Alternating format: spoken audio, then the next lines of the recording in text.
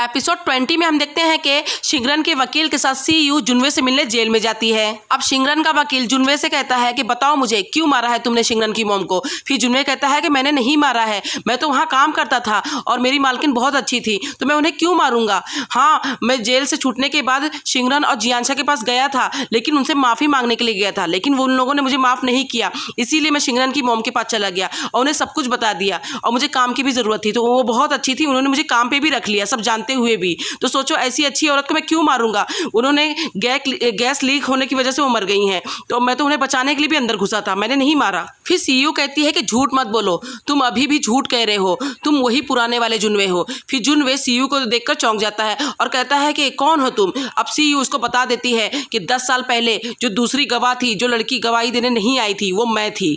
अब जुनवे के पास एक पुलिस आता है और कहता है कि अगले हफ्ते तुम्हारा केस कोर्ट में जाएगा, तो तुम अपने लिए वकील करना चाहते हो कि नहीं। अब जुनवे पुलिस से कहता है कि हाँ, मैं अपने लिए वकील करना चाहता हूँ। अब शाओयंग के पास उसका पार्टनर आता है और उसको कहता है कि शाओयंग, अभी जेल से कॉल आया था और हमें पता चला है कि जुनवे तुम्हें अपना वकील बनाना चाहता है ताकि तुम उसे बचाओ। फिर शाओयंग कहता है कि मैं ही क्यों, वो मुझे क्यों अपना वकील बनाना चाहता है। फिर इसका पार्टनर कहता है कि ये तो मैं नहीं जानता, तुम्हारा डिसीजन है ये, लेकिन हाँ मैं जानता हूँ कि तुम शिंगरन के लिए बहुत परेशान हो, लेकिन हम एक वकील हैं तो हमें जो भी केस मिले हमें वो करना चाहिए। और ये बोलकर वहाँ से चला जाता है। अब सुबह हो जाती है, जियांशा शिंगरन के लिए ब्रेकफास्ट रेडी करके टेबल पर रखा होता है और शिंगरन अपने कमरे में से निकलती है और जाने लगती है। फिर जियांशा उसे कहता है कि तुम कहाँ जा रही हो। फिर शिंगरन कहती है मैं काम पे जा रही हूँ। फिर जियांशा उसे कहता है कि तुम्हें अभी घर पे रह के आराम करना चाहिए, मुझे तुम्हारी फिक्र होती है। फिर शिंगरन कहती है कि नहीं, मैं काम पे जाऊँगी, मुझे वहाँ ज़रूरत है और मैं तुम्हारे लिए भी और अपनी मॉम के लिए भी स्ट्रॉन्ग बनना चाहती हूँ, तुम फिक्र मत करो। और ये बोलकर वहाँ से चली जाती है। अब शिंगरन अपने ऑफिस पहुँच जाती है और वो अपने दोनों कलीग्स को बातें करते हुए सुन रही होती है। वो दोनों बातें कर रहे होते हैं कि जुनवे कैसे शाओयंग को अपना केस लड़ने के लिए कह सकता है। बेचारी शिंगरन को कितना बुरा लगेगा ना, लेकिन शाओयंग कैसे केस ले सकते हैं। फिर शिंगरन उन दोनों को सुनी रही होती है। फिर ये दोनों डर के मारे कहते हैं कि शिंगरन तुम यहाँ पर क्या कर रही हो, तुम तो छुट्टी पर थी ना। फिर शिंगरन कहती है कि मैंने अभी जो सुना है क्या वो सच है। फिर वो दोनों कहते हैं हाँ। फिर वो लड़का कहता है कि लेकिन अभी शाओयंग ने ना डिसाइड नहीं किया है कि वो लेंगे कि नहीं केस। अब शिंगरन शाओयंग के पास पहुंच जाती है और कहती है कि अभी मैंने सुनी हूँ कि तुम जुनवे का केस ले रहे हो। फिर शाओयंग कहता है कि मैं उसे मना कर दूंगा। फिर शिंगरन कहती क्यों मना कर दोगे, पूरी दुनिया में मेरी मॉम के अलावा मेरा कोई भी नहीं था और उस आदमी ने मेरी मॉम को मार डाला, और तुम्हारे अलावा अगर कोई और वकील आएगा तो वो मुझ पर भरोसा नहीं करेगा, लेकिन तुम तो मुझ पर भरोसा करते हो ना और तुम मेरी साइड हो ना। फिर शाओयंग कहता है कि तुम फिक्र मत करो, मैं सच का पता लगाऊंगा। फिर शिंगरन कहती है कि मुझे तुम पर भरोसा है और थैंक यू बोलकर वहां से चली जाती है। अब उसी वक्त शाओयंग को जेल से कॉल आती है और पुलिस शाओयंग को कहता है कि सॉरी शाओयंग, अभी आप जेल में जुनवे से मिलने नहीं आ सकते, वो कुछ हो गया है। फिर शाओयंग कहता है क्या हो गया है। फिर पुलिस बताता है कि जुनवे ने सुसाइड करने की कोशिश की है और अभी वो हॉस्पिटल में एडमिट है। अब शाओयंग जुनवे से मिलने हॉस्पिटल पहुंच जाता है और जुनवे ने सुसाइड करने से पहले एक सुसाइड नोट भी छोड़कर गया है।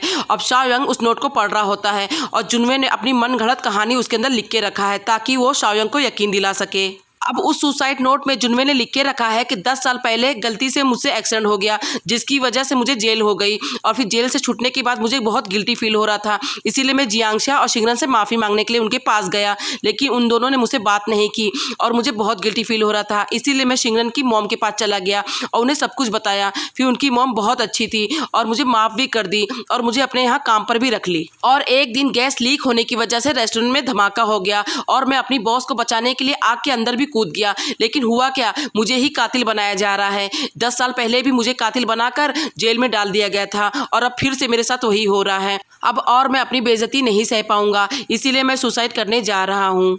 अब चिट्ठी पढ़ने के बाद शाओयंग जुनवे से कहता है कि तुमने अपनी चिट्ठी में सब कुछ झूठ लिखा है, उल्टा तुम तो शिंगरन से बहुत ज़्यादा नफरत करते थे और उसे ही मारना चाहते थे, लेकिन तुम उसे नहीं मार पाए इसलिए तुमने जाकर उसकी माँ को मार दिया। और हाँ, अगर तुम सुसाइड सच में करना चाहते थे तो तुम दिन की बजाय रात में करते, तुमने दिन इसलिए चुना ताकि तुम्हें सब कोई बचा ले। फिर जुनवे कहता है कि मैंने ये सब सोचा ही नहीं था कि दिन है या रात। फिर शाओयंग कहता है कि अगर तुम सच में मरना ही चाहते थे तो तुमने मुझे अपना वकील क्यों चुना। फिर जुनवे कहता है कि मैं मरने से पहले बस अपना नाम क्लियर होना देखना चाहता था, मैं अपने ऊपर कातिल का धब्बा और नहीं देखना चाहता था, इसीलिए मैं सोचा कि पहले तुम मेरा नाम क्लियर कर दो फिर मैं शांति से मर जाऊंगा।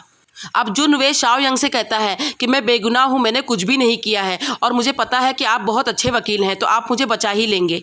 अब शाओ यंग अपने घर पर आकर जुनवे के केस के बारे में ही सोच रहा होता है। तभी वो अपने पार्टनर के बारे में भी सोच रहा होता है कि उसने कहा था कि पहले हम वकील हैं तो हमें जो भी केस मिले चाहे जो हो हमें वो ईमानदारी से करना चाहिए। अब सुबह होते ही शाओ यंग जुनवे के बारे में पता लगाने के लिए निकल पड़ता है और जुनवे ने अब तक जहाँ जहाँ काम किया है शाओ यंग उन लोगों से पता लगाता है उसके बारे में और उसे बस एक ही चीज़ पता लगती है कि जुनवे बहुत अच्छा आदमी था।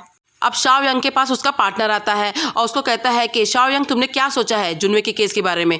फिर शाओ यंग कहता है कि मैंने अपना माइंड बना लिया है, एक वकील होने के नाते मुझे अपना काम करना ही चाहिए, तो मैं जुनवे का केस लूँगा। अब कोर्ट वाला दिन आ जाता है। शिंगरन और सारे लोग कोर्ट के अंदर बैठे होते हैं और जुनवे को अंदर लाया जा रहा होता है। अब जज कहता है कि जुनवे पर इल्ज़ाम है कि 10 साल पहले शिंगरन की गवाही की वजह से जुनवे को जेल हो गई थी और उसी का बदला लेने के लिए जुनवे ने शिंगरन की मॉम को मार डाला और फेक एक्सीडेंट का बहाना भी करने लगा कि सबको लगे कि शिंगरन की मॉम एक्सीडेंट की वजह से मर गई। अब जज साहब शाओ यंग से कहता है कि आप अपने क्लाइंट के बारे में क्या कहना चाहते हैं बताइए। अब शाओ यंग खड़ा होकर कहता है कि जज साहब मेरा क्लाइंट बेगुनाह है, उसने कुछ भी नहीं किया है। अब सारे लोग ये सुनकर चौंक जाते हैं और शिंगरन भी चौंक जाती है। अब ब्रेक टाइम हो जाता है और शिंगरन शाओ यंग के पास जाती है और कहती है कि शाओ यंग तुम मेरे साथ ऐसा कैसे कर सकते हो, तुमने अभी अंदर ये सब क्यों किया है। फिर शाओ यंग कहता है कि शिंगरन जरा समझो बात को, जुनवे ने ऐसा कुछ भी नहीं किया है, वो तो तुम्हारी माँ के पास काम करता था और तुम्हारी मॉम एक्सीडेंट में ही मरी है। फिर शिंगरन उसका हाथ पकड़ती है और कहती है कि शाओ यंग ऐसा कुछ भी नहीं है, वो मुझसे बहुत नफरत करता था और उसी ने ही मेरी माँ को मारा है, तुम्हें मुझ पर भरोसा है ना, प्लीज़ बताओ मुझ पर भरोसा है कि नहीं। फिर शाओ यंग कहता है कि शिंगरन जुनवे ने कुछ भी नहीं किया है। अब शिंगरन पूरी तरह से टूट चुकी होती है और इसका हाथ छुड़ाकर जाने लग जाती है, लेकिन शाओ यंग इसको जुनवे के बारे में ही कहने लगता है कि जुनवे ने कुछ नहीं किया है। फिर जियांगशा कहता है कि अब चुप हो जाओ, कुछ मत बोलो, लेकिन शाओ यंग बोले ही जा रहा होता है। फिर जियांगशा शाओ यंग के मुंह पर एक मुक्का मारता है और फिर शिंगरन को लेकर वहाँ से चला जाता है। अब शाओ यंग जज से कहता है कि जज साहब रेस्टोरेंट में आग लगने की वजह से ही शिंगरन की मॉम की डेथ हुई थी और अगर शिंगरन की मॉम को मेरे क्लाइंट ने मारा होता तो कोई हथियार तो ज़रूर मिलता वहाँ पर, लेकिन ऐसा कुछ भी नहीं मिला है, तो बिना एविडेंस के मेरे क्लाइंट को आप सजा नहीं दे सकते। अब जज शिंगरन के वकील से कहता है कि आपको कुछ कहना है। फिर शिंगरन का वकील कहता है कि जज साहब आप इतनी जल्दी फैसला नहीं सुना सकते, हमें कुछ और टाइम चाहिए ताकि हम सबूत ढूंढ कर लाएं। फिर जज कहता है ठीक है, 1 महीने के लिए और टाइम दिया जाता है।